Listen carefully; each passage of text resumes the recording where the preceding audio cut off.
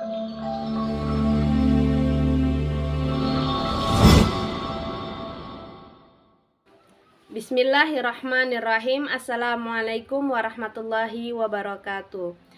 Halo teman-teman, bagaimana kabarnya? Semoga sehat selalu dan selalu dalam lindungan Allah Subhanahu wa Ta'ala. Amin, amin ya Rabbal 'Alamin. Baiklah teman-teman, perkenalkan saya Rizka Mawaddah, asal dari Riau, dan saya merupakan seorang mahasiswi PJJ atau pelajar jarak jauh di Universitas Islam Negeri Cyber Syekh Nurjati Cirebon dengan nomor induk mahasiswa yaitu 2281130 dan video ini merupakan tugas dari mata kuliah Desain Pembelajaran PAI berbasis digital yang diampu oleh Bapak Ahmad Fakihuddin.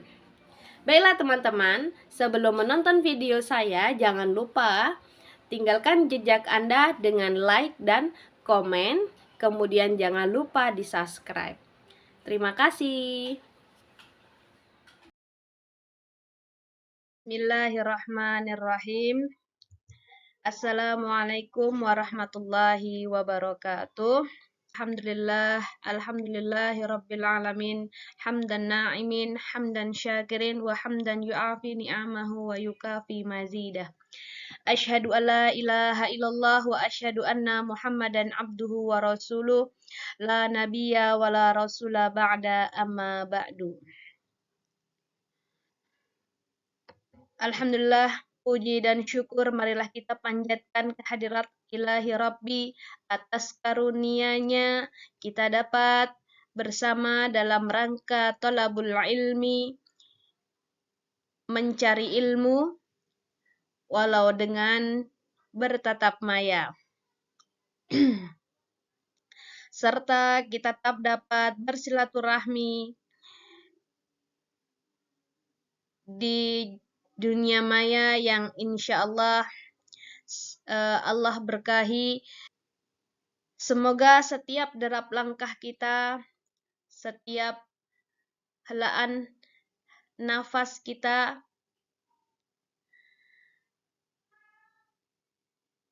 bisa membuahkan pahala yang dapat menjadi penghapus dosa dan mengangkat derajat kita di hadapan Allah Subhanahu wa Ta'ala. Tak lupa pula salawat serta salam kita haturkan kepada Nabi besar kita, yakni Nabi Muhammad sallallahu alaihi wasallam, yang mana karena perjuangannya kita dapat merasakan betapa indahnya iman, Islam, dan ihsan saat ini. Sebelumnya, marilah kita menata niat bersama untuk selalu menguatkan niat dan melandaskan setiap langkah sebagai niat ikhlas karena Allah Subhanahu wa Ta'ala. Dan pada kesempatan ini juga mari kita bersama-sama menghadirkan hati dan pikiran untuk mencari ilmu, serta setelah mendengarkan video saya ini kita mendapatkan ilmu yang bermanfaat, khususnya untuk saya sendiri. Baiklah, teman-teman sekalian, di sini saya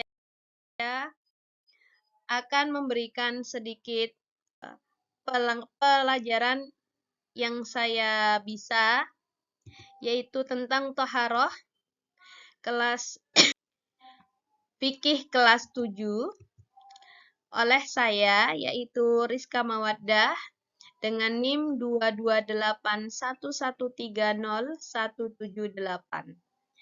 Kebetulan saya kelas A4. Yaitu mata pelajaran Desain Pembelajaran PAI berbasis digital. Baiklah teman-teman, kita mulai dari pengertian Thaharah. Apa sih Thaharah itu? Nah, Toharoh secara bahasa yaitu taharah, berarti bersih dan suci dari segala yang kotor, baik yang bersifat hissi, dapat diindra, atau maknawi, abstrak. Nah, sedangkan menurut syara, taharah adalah menghilangkan hadas dan najis, yakni keadaan suci setelah berwudu, tayamum, atau mandi. Cara taharah adalah menghilangkan hadas dan najis, yaitu keadaan seseorang setelah dia berwudu atau bertayamum atau dia mandi. Kemudian, macam-macam taharah. Taharah terbagi menjadi dua, yakni bersuci dari hadas dan dengan cara melakukan wudu, mandi, dan tayamum. Nanti akan kita bahas apa itu hadas dan terbagi berapakah hadas itu, nanti akan kita bahas ya teman-teman. Mensucikan hadas dapat dilakukan dengan wudu, mandi, dan tayamum. Kemudian, bersuci dari najis merupakan menghilangkan najis yang ada di badan, tempat, dan pakaian.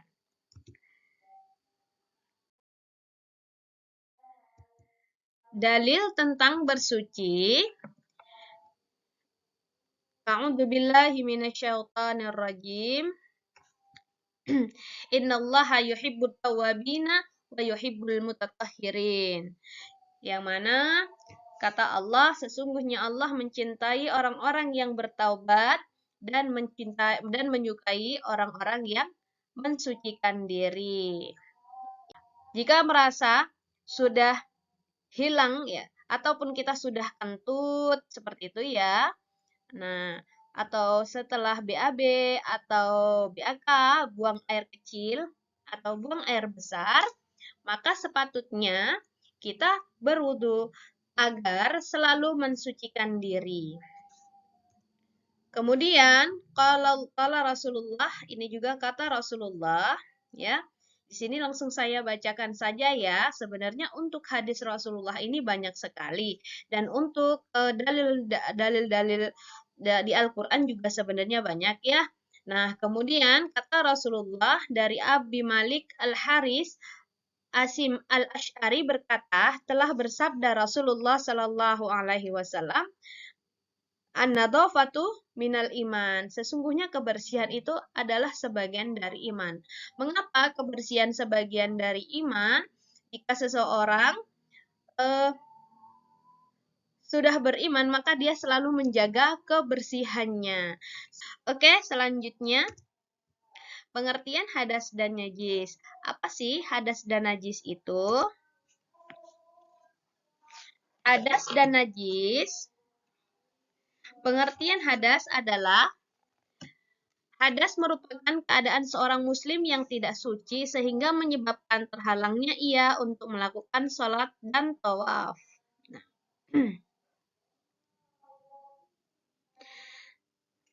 Salat atau tawaf yang dilakukannya dinyatakan tidak sah karena dalam keadaan berhadas. Ini jika seseorang berhadas dan kemudian dia melaksanakan sholat dan melaksanakan tawaf, maka ibadah yang ia kerjakan dinyatakan tidak sah karena dalam keadaan berhadas. Hadas dapat dihilangkan dengan cara berwudu, mandi wajib, dan tayamum. Adapun yang menjadi penyebab seseorang dihukumkan sebagai orang yang berhadas bisa bermacam-macam, meliputi hadas kecil dan hadas besar. Kemudian, adapun najis dapat diartikan sebagai kotoran yang tampak atau rijisun, seperti kotoran manusia. Kotoran manusia itu terbagi menjadi kencing dan BAB. Kotoran binatang, jilatan atau air liur anjing. Hadas maupun najis sama-sama menjadi penghalang seseorang untuk beribadah. Namun, adapun antara hadas dan najis memiliki perbedaan, yaitu mensucikan najis dilakukan dengan cara membuang dan membersihkan benda najis itu dari tempatnya. Adapun mensucikan hadas dilakukan dengan menghilangkan benda najisnya bila ada dan dengan wudu tayamum atau mandi besar. Jadi kalau najis itu harus dihilangkan. Kalau najis dilakukan dengan cara harus membuang dan membersihkan benda najis itu dari tempatnya. Nah, contohnya misalnya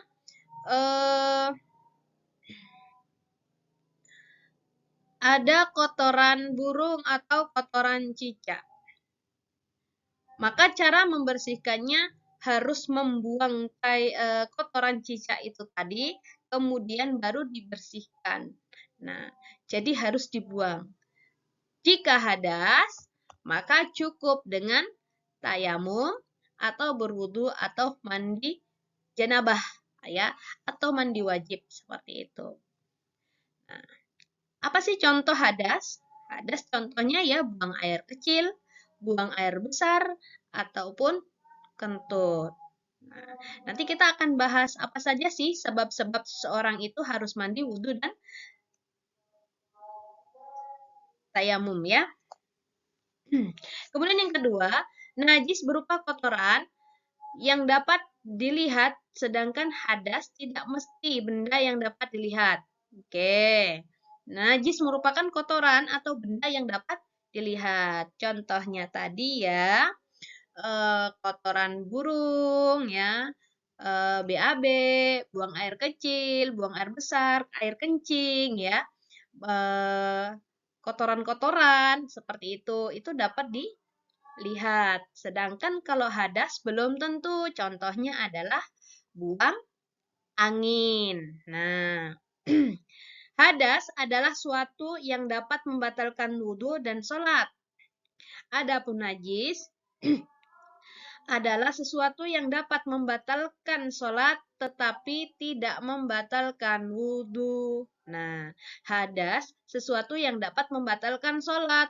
Kalau kita sudah berwudhu kemudian kita kentut atau kita buang air kecil, maka dapat membatalkan wudhu. Ataupun kita ketika sedang sholat, kita terkentut, maka dapat membatalkan sholat. Sekaligus dua ya, bisa membatalkan sholat dan juga bisa membatalkan wudhu. Lalu bagaimana jika ingin menyambung sholatnya? Berarti dia harus berwudhu kembali. Kemudian sholat kembali. Sedangkan najis sesuatu yang dapat membatalkan sholat tetapi tidak membatalkan wudhu. Contohnya bagaimana teman-teman? Komentar ya. Oke.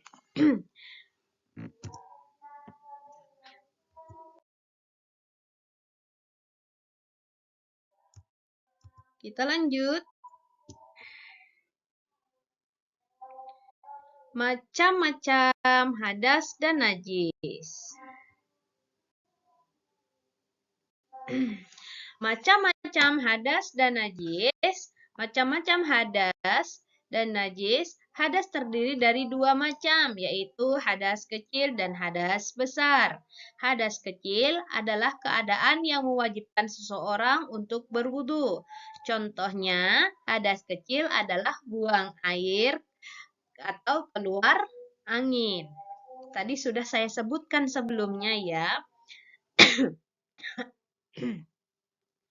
Adapun yang disebut hadas besar merupakan keadaan yang mewajibkan seseorang untuk mandi besar. Hal-hal yang termasuk hadas besar adalah mengeluarkan air mani, haid, nifas, dan bertemunya kedua persunatan. Atau bisa disebut dengan hubungan suami istri. Adapun najis harus dihilangkan dari badan dan pakaian sebelum kita melakukan aktivitas taharah atau bersuci. Jadi teman-teman, hadas itu terbagi menjadi dua ya, hadas besar dan hadas kecil. hadas kecil itu bisa dengan cara berwudu. Contohnya adalah kentut atau buang angin atau buang air. Dan kemudian hadas besar, cara mensucikannya adalah harus mandi. Sebab seseorang harus mandi janabah adalah sudah kita sebutkan tadi, yaitu keluar air mani, haid, nifas, atau bersenggama.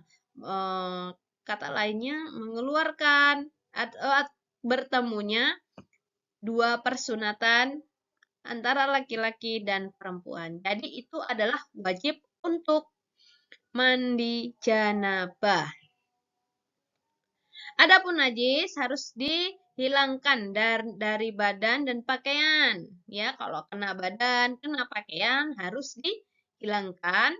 Baru kita melakukan aktivitas toharoh, bersuci. Aktivitas toharoh itu ada 3, wudu, tayamum, dan mandi. Cara mensucikan hadas. Cara mensucikan hadas kecil yaitu cukup dengan wudu dan tayamum. Cara bersuci dengan hadas besar harus mandi janabah.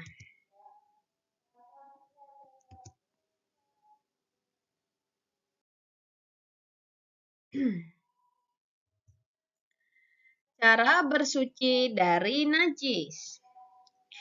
Baiklah teman-teman, kita masuk secara bersuci dari najis. Yang pertama, secara umum, mensucikan najis harus mampu menghilangkan wujudnya, warnanya, dan baunya dengan air yang suci. Akan tetapi, ada jenis tertentu yang cara mensucikannya dengan cara khusus yang telah dicontohkan oleh Nabi Muhammad SAW.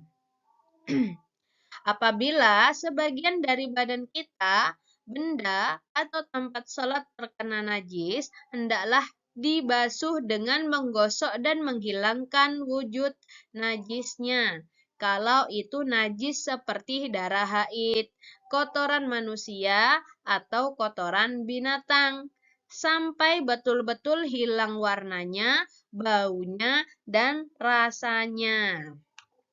Kemudian selanjutnya, adapun cara menghilangkan najis kencing anak laki-laki yang masih kecil dan belum pernah memakan makanan, cukup memercikan air hingga basah. Kemudian, yang C, apabila badan kita terkena air liur anjing, cara membersihkannya dengan menghilangkan wujud najisnya terlebih dahulu, kemudian dibasuh 7 kali, yang satunya menggunakan tanah bersih atau debu yang bersih.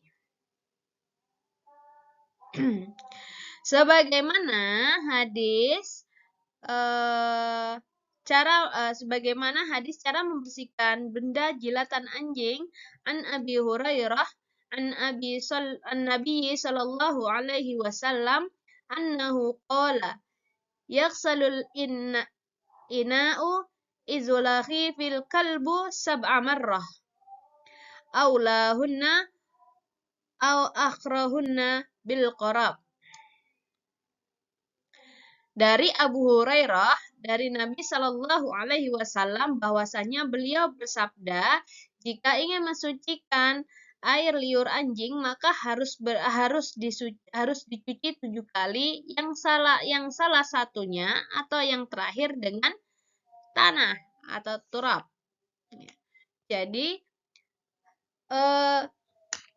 kalau terkena air liur anjing, maka harus dibasuh 7 kali, dicuci 7 kali, baru kemudian yang terakhir menggunakan tanah.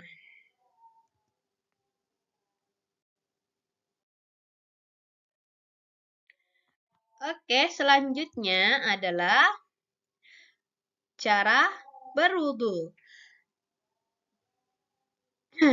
Kita masuk kepada cara berwudu.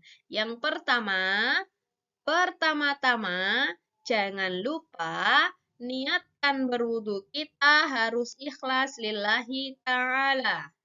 Ya, niatnya cukup di dalam hati. Karena untuk urusan niat ini sudah urusan kita kepada Allah. Jika kita mau sholat, maka sudah pasti niat kita adalah berwudu. Kita pergi ke keran untuk mengambil air wudu. Itu sudah disebut dengan niat. Ini menurut saya ya teman-teman. Kemudian yang kedua, membasuh telapak tangan 3 kali sambil menyela-nyela jari dengan sedikit menggosokkan. Yang setelah niat, kita membasuh telapak tangan. Ya, telapak tangan 3 kali dengan cara menyela-nyela. Ya, oke, seperti ini ya teman-teman, di sela-sela. Oke.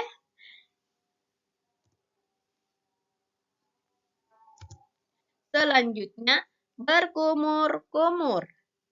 Berkumur-kumur 3 kali dan menghirup air ke dalam hidung. Itu namanya adalah istinsyaq. Menggunakan tangan kanan dan menyemburkannya.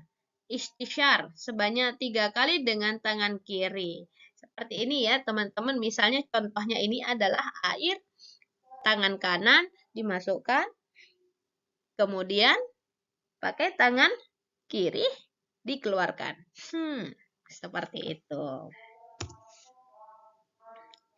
Nah, tapi dalam puasa nggak Pak, kecuali dalam puasa. Dalam puasa berarti tidak boleh ya teman-teman. Oke, selanjutnya adalah membasuh wajah 3 kali secara merata. Ya, merata dengan mengucek bagian dalam 2 sudut mata serta menyela jenggot bagi yang punya ya.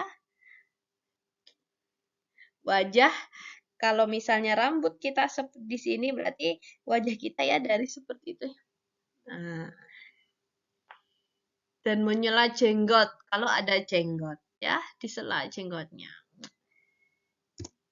Selanjutnya, membasuh tangan kanan sampai siku sebanyak 3 kali, kemudian dilanjutkan membasuh tangan kiri dengan cara yang sama.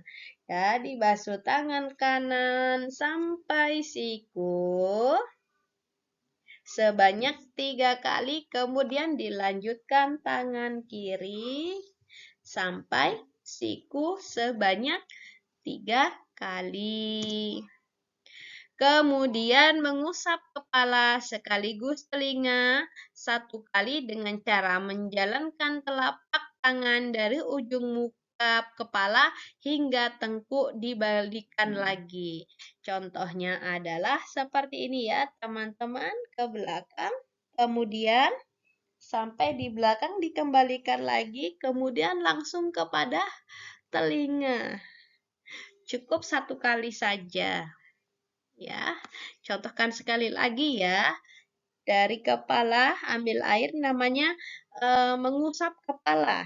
Kalau membasuh berarti harus disiram. Jadi mengusap kepala dengan membasuh kepala itu berbeda. Membasuh mengapa namanya? Membasuh tangan, ya, membasuh wajah. Kemudian membasuh tangan kanan dari ujung sampai ujung namanya menyiram. Tetapi kalau mengusap kepala cukup kita basahi tangan, kemudian kita letakkan seperti ini ya ke belakang sampai tengkuk, kemudian dikembalikan lagi, kemudian langsung kembali ke telinga, diputar jari, ini kita masukkan ke lubang ya, yang ini untuk memutar ke depan. Cukup 1 kali saja ya. Itu membasuh kepala sekaligus telinga. Seperti itu. Ya, teman-teman paham? Semoga paham ya. Selanjutnya membasuh kaki kanan sampai dua mata kaki sambil menyela-nyela. Jemari sebanyak 3 kali, dilanjutkan membasuh kaki kiri dengan cara yang sama. Contohnya ini kaki seperti itu ya, pokoknya disela-sela juga kakinya biar bersih, jarinya kemudian sampai mata kaki. Bagaimana jika ingin lebih? Monggo ya, sampai betis gitu ya. Nah, menurut saya kalau seseorang itu berwudu sampai betis, itu adalah bentuk kehati-hatian. Karena ditakutkan kalau tidak sampai betis, ditakutkan tidak terkena mata kaki dan apa ini namanya ya, tumit. Seperti itu. Jadi itu adalah bentuk kehati-hatian. Ataupun sama halnya jika ada yang berpikiran dari tangan tidak cuma sampai di siku tetapi sampai di sini seperti itu ya, menurut saya sah-sah saja seperti itu. Karena bisa jadi itu adalah salah satu bentuk kehati-hatian seseorang ya. Ditakutkan sikunya tidak terkena air wudhu seperti itu. Monggo ya, silahkan. Setiap kita punya hujah sendiri, punya alasan sendiri, dan punya dalil sendiri untuk melakukan apa namanya, tata cara. Karena ini menurut saya fikih ya, kalau nggak salah. Mohon koreksi jika saya salah. Kemudian yang terakhir adalah tertib. Nah, dalam harus tertib. Tertib ini bagaimana? Ya harus tertib dari kumur-kumur ya. Tidak wajah dulu baru kumur-kumur, tidak tangan dulu baru kemudian wajah, baru kaki, baru kemudian kumur-kumur. Maka harus tertib dari niat membasuh telapak tangan, kemudian kumur-kumur, membasuh wajah, membasuh telinga, ya, membasuh tangan, maaf, membasuh tangan, membasuh telinga, dan membasuh kaki harus tertib dan urut. Tidak bisa 3 nomor satukan, nomor 5 di nomor satukan, atau sebaliknya. Ya, harus tertib dan urut. Berkesinambungan atau al-muwallaat dalam membasuh anggota tubuh. Atau menunggu hingga kering dari anggota wudhu lainnya. Ini tidak seperti itu ya teman-teman. Kemudian berdoa setelah wudhu dengan menghadap ke arah kiblat dengan doa asyhadu an la ilaha illallah wahdah la syarikalah wa asyhadu anna muhammadan abduhu wa rasuluh. Kemudian ini adalah tata cara bertayamum ya teman-teman. Tata cara bertayamum. Yang pertama, kita harus menyiapkan debu bersih yang berada di permukaan tembok. Tidak harus di tembok saja ya, di meja. Atau misalnya kita sedang berkendara ya, insya Allah tetap ada apa namanya debu-debu suci. Bisa kita gunakan. Kemudian yang kedua, disunahkan menghadap ke arah kiblat. Ini sunnah ya teman-teman, berarti tidak wajib ya teman-teman. Karena ketika kita berada di dalam ketika kita berada di dalam bis misalnya atau dalam kendaraan untuk mencari arah kiblat sulit misalnya, berarti ini disunahkan ya teman-teman, dia tidak wajib. Kemudian lalu letakkan kedua telapak tangan pada debu dengan posisi jari kedua telapak tangan dirapatkan. Seperti ini ya teman-teman. Kemudian tempelkan. Dalam keadaan tangan masih diletakkan tembok atau debu, lalu ucapkan bismillah. Bismillahirrahmanirrahim. Kemudian usapkan kedua telapak tangan pada seluruh wajah. Nah, ini banyak sekali sebenarnya pengertian, ada yang harus dikatanya, ada yang ditutup dulu ya. Gitu ya. Atau ada yang ditambah sekali. Ya. Kemudian diletakkan tangan pada seluruh wajah. Nah, kemudian diusapkan, kemudian dilanjutkan mengusap punggung telapak tangan hingga pergelangan, kemudian kita letakkan satu lagi. Cukup mudah ya teman-teman. Nah, dan ini dilakukan cukup 1 kali usapan saja. Tidak seperti halnya berwudu sampai 3 kali. Baiknya selanjutnya teman-teman, tata cara mandi janabah. Yang pertama adalah pastinya harus berniat karena Allah tanpa dilisankan dan diucapkan basmalah ya. Niat itu cukup di dalam hati ya, seperti itu. Kemudian yang kedua, mencuci kedua tangan. Yang ketiga, mencuci kemaluan dengan tangan kiri atau istinja, cebok ya, atau cebok. Seperti itu ya, mencuci kemaluan. Selanjutnya, berwudu seperti wudu untuk sholat. Wudu dulu seperti halnya akan sholat. Kemudian menyiram air secara merata sampai menguceknya sambil dasar. Ini tidak harus seperti itu ya teman-teman. Ini tidak menyiram. Kalau bahasanya itu di sela-sela dibasahin, kemudian di sela-sela sampai dasar kulit kepala. Kemudian menyiram air ke seluruh badan mandi sampai rata yang dimulai dari kanan. Disiram kepalanya dimulai dari anggota kanan, kemudian dilanjutkan sebelah kiri. Kemudian Rasulullah mengakhiri mandinya dengan cara mencuci kakinya. Selanjutnya adalah refleksi. Setelah kita belajar bab ini, tentu kita memiliki pemahaman terhadap ajaran Islam tentang toharoh. Kalian juga tentu menemukan hikmah atau pelajaran dari setiap tata cara berwudu, tayamum, dan juga mandi janabah. Seperti hikmah dari membersihkan najis dengan najis anjing dengan tanah, hikmah dari gerakan-gerakan wudhu pada dasarnya dengan memahami dasar Islam tentang taharah. Seharusnya kita memiliki sikap untuk senantiasa semakin taat terhadap ajaran Islam, senantiasa hidup bersih, disiplin, peduli terhadap kebersihan lingkungan, dan mampu menghemat air serta menjaga kebersihan iman. Semoga bermanfaat ya teman-teman. Terima kasih banyak atas perhatiannya. Saya ucapkan billahi taufiq wal hidayah. Wassalamualaikum warahmatullahi wabarakatuh. Terima kasih.